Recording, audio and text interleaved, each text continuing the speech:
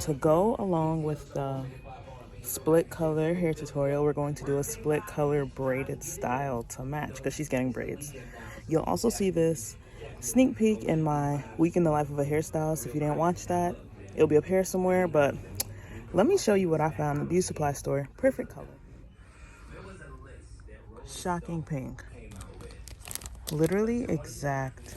And then up top is purple. Exact. Like, these are perfect. Perfect. On the way to the salon, but I wanted to show the downtown views. Like, this is why I love Atlanta, because I miss New York City, and this is like the cleaner, slightly more spaced out version. And so yeah, I just love driving to my salon. But on the way to my appointment.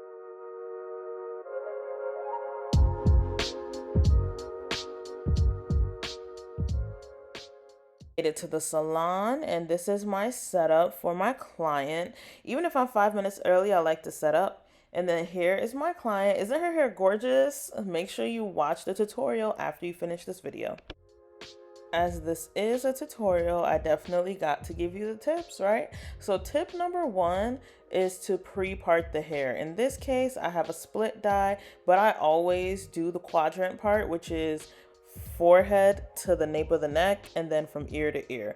And then after I pre-part her hair, what you see me doing here is pre-parting the rows. So I know that she wants kind of small-ish braids, plus she has very thick hair. So I'm making about 5 or 6 rows in the front, and these aren't exact right now. This is just a rough guide.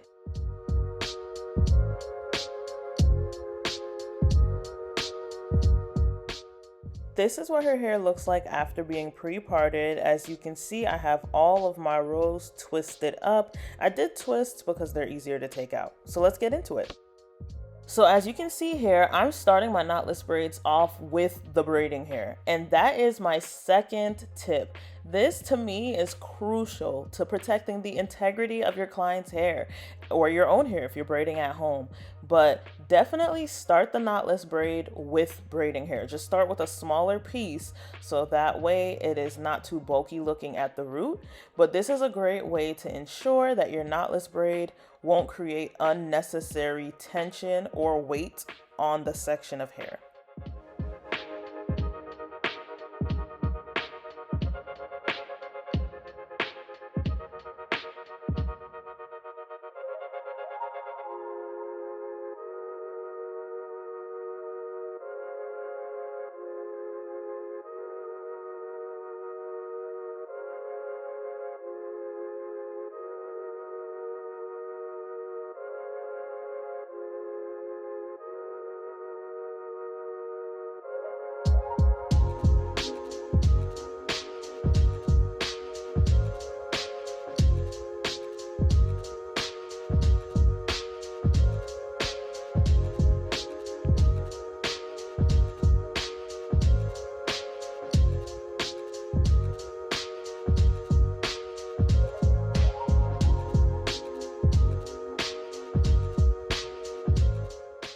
This is what I'm working with so far. The goal is not to have the ends of the braids be too thick because she brought beads, but I will say I didn't know she brought the large beads, or I would have allowed the braids to be a little thicker. I would have added more hair at the ends, but it still came out cute anyway. So yeah, tip number 3, check the size of the beads if they are adding beads before you choose the size of your braid.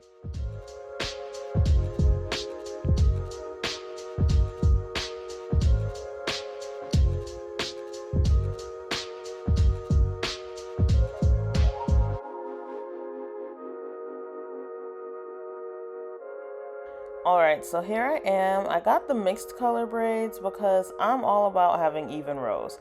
Alright, we are getting to the top, and man, I wish this service took 6 minutes or 7 minutes instead of hours, but we are getting there.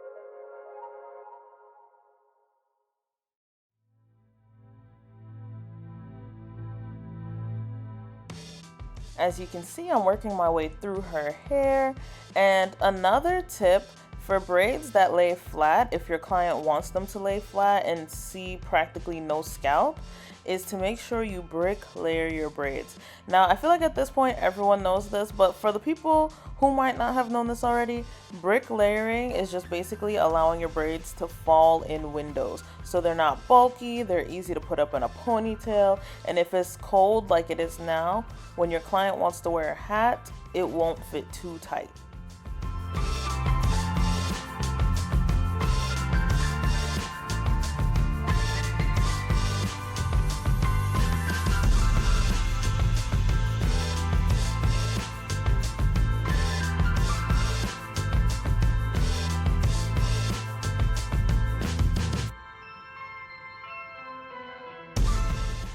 If you made it this far, thank you for having an attention span of more than 5 minutes. But now we are up close and personal, and I'm showing you how I add in the hair for my knotless braids. So I'm starting with my first piece and I add it under, okay? Because I'm an underhanded braider. And then I take the right piece to the center and then the left piece to the center, and you alternate out that way. And then I add in my second piece. So basically I added in the first piece, braided twice, added in the second piece, I'm braiding twice again, and then I'm also, as you see, tucking the hair from this moment. And why is that? Because it protects the hair to tuck it. So my next tip is to tuck the hair as soon as you can. And here I am adding in the third piece, by the way. So yeah, hope it makes sense, hope it's not too confusing, but I'm gonna just let you watch it.